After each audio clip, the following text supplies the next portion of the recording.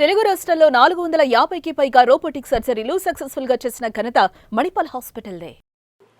అనిపించేది కానీ for ever గుర్తుండే మూమెంట్స్ కానీ ఏవైనా మాతో షేర్ విత్ చేసుకో. నో డౌట్ ఇట్స్ నువ్వు నాకు నచ్చావు. ఎందుకంటే ఏమీ తెలియకుండా వచ్చిన ఇది నాకు అంటిల్ డబ్బింగ్ నేనే చెప్పాను. సో అప్పుడు బిట్టే చూసుకుంటాం కదా. ఎడిటింగ్ అయిపోయి లాస్ట్కి ఏముంటుందిలే అనే ఫీలింగ్ ఉండేది అప్పుడు. కానీ మా ఊర్లో ఫస్ట్ షోకి మొత్తం బాల్కనీ అంతా మా వాళ్ళే, ఓ మా కోసమే అది షో అనమాట. స్పెషల్ షో వేసినప్పుడు స్క్రీన్ పైన చూసినప్పుడు అనిపించింది, వావ్, ఓహో సినిమా సగం మొత్తం నేనే ఉన్నానా, అంటే చాలా పెద్ద సినిమానే అని చెప్పేసి అప్పుడు అర్థమైంది నాకు. ఓకే. ఇది థియేటర్లో చూసిన తర్వాత. ప్రీమియర్స్ అవంతా ఏమి అప్పుడు లేదు. ఎందుకంటే ఊరికి వచ్చేసేవాళ్ళం కదా, మ్మ్. School important. సో దానికోసం తెలియలేదు. బట్ తర్వాత ఇంకా ఫుల్ స్టార్డమ్. ఆ తర్వాత కూడా 5 ఏళ్ళు ఊర్లోనే ఉన్నాను కాబట్టి మా డాడీ క్లాస్ రూమ్ ముందు డ్రాప్ చేసేవారు. అయిపోయే ఒక 15 మినిట్స్ ముందు వచ్చి పిక్ చేసుకుని వెళ్ళిపోయేవారు. అంటే ఎక్కడికి వెళ్ళడాలు అంటే టైం లేదు అసలు. టైం లేదు, Work, షూటింగ్ work, లేదా work వర్క్ లేదా ఇల్లు ఇల్లు అంతే. అంతే. మా అమ్మ ఇంటికి వచ్చేసరికి అక్కడే బయటే నువ్వు షూటింగ్ స్టార్ అదంతే, ఇంటికి వచ్చాక అన్ని పనులు చేయాలి అని వెరీ నార్మల్గా పెంచడం జరిగింది. We are from above middle class family. So అదే పద్ధతులు ఇప్పటికీ. ఎక్కువ హైగా ఎగిరిపోవడం లేదు, వచ్చినప్పుడు ఎగిరిపోవడం లేదు, లేనప్పుడు తగ్గిపోవడం లేదు. We use to balance. And after marriage తెలిసిందే, డబుల్ ఫ్రీడమ్. ఏదైనా చెయ్యి, ఏమైనా చెయ్యాలి, సపోర్టివ్. నాకు సాధ్యమైనంత వరకు వాళ్ళు సపోర్ట్ నేను అనేది. చూస్తాం బిగ్ బాస్ లో ఎన్ని సార్లు ఇంకా అవసరం అంటే నేను అదే అంటా, ఏదో చెప్తున్నట్టు ఉంటుంది కానీ నాకు వేరే పర్సన్ కానీ వేరే ఫ్రెండ్ కానీ అంటే అన్నీ తనే.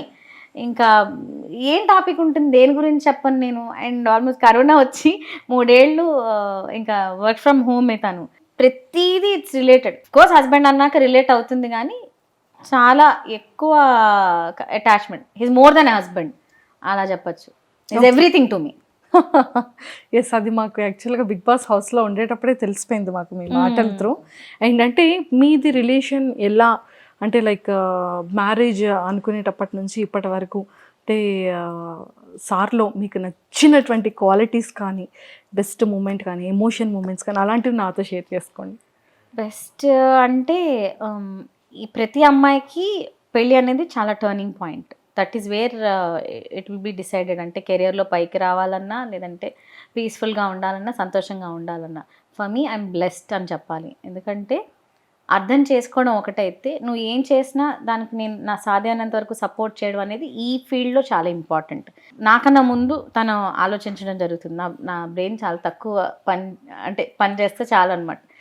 సేమ్ వేవ్ లెంత్ ఉంటుంది, ఏజ్ కూడా సేమ్ కాబట్టి ఏది చేస్తే బెటరు అనేది నా వర్క్ విషయంలో అస్సలు తలదొచ్చు. ద సేమ్ టైం సపోర్ట్ కావాలి అని నేను అడగకముందే తను సపోర్ట్ చేస్తాడు. ఫైనాన్షియల్ విషయంలో కానీ చాలా సూపర్ మేనేజ్మెంట్ అనమాట. ఎందుకంటే ఈ ఫీల్డ్లో ఒక సర్టన్ టైంలో చాలా డబ్బులు వస్తాయి, తర్వాత అంతా ఆగిపోతుంది. ఆ విధంగా చూసుకుంటే మేము ఎంజాయ్ చేయాలి ఇనీషియల్ డేస్లో అనేది పక్కన పెట్టి ఫస్ట్ మనం సెటిల్ అవ్వాలి. Because I started with zero. నా ఇష్టం కొద్ది పెళ్లి చేసుకున్నాను కాబట్టి నేను అప్పటికే ఎర్న్ చేస్తున్నాను. ముందుది ఏం తెచ్చుకోలేదు, తర్వాత పెళ్ళైన తర్వాత ఏం సంపాదించుకున్నాను అదంతా చాలా ప్రాపర్గా మేనేజ్ చేసి టుడే ఐఎమ్ వెల్ సెటిల్డ్ అని గట్టిగా చెప్పుకోగలను అనమాట. సో ద ఫైనాన్షియల్ మేనేజ్మెంట్ తనతో పాటు తను ఎంత జాబ్ చేసినా ఏం చేసినా ఫస్ట్ నేను తిన్నానా, నేను ఉన్నానా, నేను కంఫర్ట్ ఉన్నానా, తర్వాతే తను. నాకు కాళ్ళు నొప్పి వస్తాయా, లేదంటే ఎక్కువసేపు నుంచుంటే కాళ్ళు నొప్పి వస్తాయి నీకు, కూర్చో అంటాడు. లేదంటే కింద కూర్చుంటే నీకు కాళ్ళు నొప్పి వస్తాయి. చాలా మైన్యూట్ థింగ్స్ అన్నీ చాలా పట్టించుకుంటాడు అనమాట. మా ఫ్రెండ్స్ అందరికీ చాలా జలస్ అనమాట తిన విషయానికి వస్తే. When it comes to finance కానీ లవ్ చేయడం విషయంలో కానీ అన్నీ ఒక పాళ్ళు ఎక్కువే.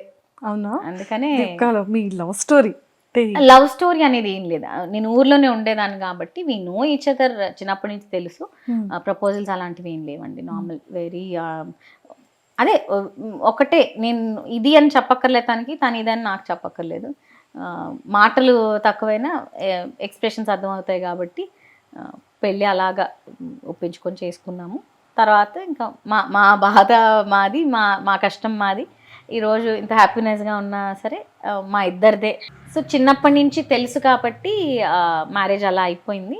అయిన తర్వాత ఈరోజు అప్పుడు కష్టపడ్డాను కాబట్టి టు లైన్ అప్ ఎవ్రీథింగ్. నేనైతే ఇంక వర్క్ మిగతా ఏవి పట్టించుకోలేదు, అంతా తన మీద వదిలేసాను. ఈరోజు ఎంత లైనప్ చేసి పెట్టాడు కాబట్టి ఈరోజు కూర్చొని సెటిల్డ్గా పని వస్తే చేస్తున్నాను. అది కూడా out of my passion. Work చెయ్యాలి అని కంపల్షన్ లేదు, ఇంట్రెస్ట్ ఉంది కాబట్టి. And he encourages in that to. ఏదైనా ప్రాజెక్ట్ తీసుకో, నీ ఇష్టానికి చెయ్యి, కష్టపడైతే చేయకు, అది అంత అవసరం లేదు అంటాడు. కానీ ఈ రోజుకి ఇష్టంతోనే చేస్తున్నాను. పాపం 6 weeks కూడా మీరు గేమ్స్ ఆడుతునేటప్పుడు ఇవన్నీ చూసి ఎంత ఫీల్ అయి ఉంటారు, అయ్యో కాలు నొప్పి పెడుతుందేమో, తను తిన్నిందో లేదో కదా. ఉంటుంది 100%. ఇప్పుడు మీరు చెప్తుంటే మాకు అదే అనిపిస్తుంది. వచ్చిన వెంటనే బెలూన్ లో గాలి తీసేసినట్టు అయిపోయావు, ఆరిపోయామ్మా అని చెప్పేసి అంటున్నాడు. బట్ ఆ వేడికి అంత స్ట్రెస్ లెవెల్స్ కి ఉంటది, డెఫినెట్ గా ఇంపాక్ట్ అయితే ఉంటుంది. అండ్ మిస్సింగ్ హోమ్ అనేది ఎప్పుడు తెలియలేదు, బిగ్ బాస్కి వెళ్ళిన తర్వాత తెలిసింది. ఎందుకంటే we were in touch every day.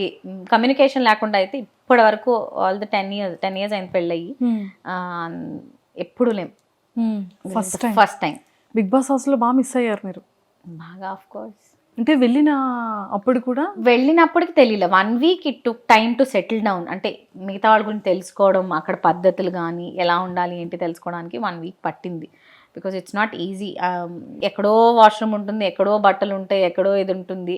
And మిగతా 20 మంది అందరితో కలిపి ఒక రూమ్ షేర్ చేసుకొని ఉంటాం. సో కొంచెం కాన్షియస్నెస్ ఉంటుంది. అలవాటు అయ్యే కొద్దీ ఇట్స్ లైక్ ఆర్ హోమ్. ఇంట్లో లాగా తిన్నారా ఉన్నారా, కొంచెం రిలాక్స్ అయ్యి కాళ్ళు పైకి పెట్టుకుని కూర్చోవడం అలాంటివన్నీ జరుగుతాయి. కానీ first 1 week it took time to settle down. Okay. So అప్పుడు మాత్రం సెకండ్ వీక్ నుంచి మిస్సింగ్ ఫీలింగ్ వచ్చేసింది. సెకండ్ వీక్ అని చెప్పాను. వెన్ ఐమ్ సిక్, ఒక 1 week అయితే చాలా సిక్ అయ్యాను నేను, ఫీవర్ అది వచ్చి బాగా. సో దెన్ బాగా ఇంకా అమ్మా అనిపించింది. ఏదైనా నొప్పి వచ్చినప్పుడు, బాధ అనిపించినప్పుడు, ఏదైనా ఎవరైనా మాట చేసేవాళ్ళు, బికాజ్ అంటే I'm his mouth and he's my brain. తను ఏం మాట్లాడాలనుకున్నా నేను మాట్లాడతాను, నేను ఏం ఆలోచించాలన్నా తను ఆలోచిస్తాడు అనమాట. బ్రెయిన్ పార్ట్ అంతా తనది, మాటలంతా నావి అన్నట్టు ఉండేది. It's like we complete each other. ఇద్దరం ఒకళ్ళు లేకపోతే ఇద్దరికి మైనస్సే వెళుతుంటుంది. నాగార్జున గారితో చెప్పి ఎమోషన్ అయ్యారు ఫస్ట్ బేబీ గురించి. యా కదా, అది లైఫ్లో కొంచెం నాగార్జున గారికి చెప్పడం జరగలేదు, అది ఏవీలో మళ్ళీ అంటే జర్నీలో ప్లే చేసినప్పుడు I don't want to cry, మళ్ళీ ఏడిపించేశారంటే అంటే కొన్ని మూమెంట్స్ ఉంటే మనం అది ఏం చేయలేము అన్నట్టుగా అన్నారు అనమాట.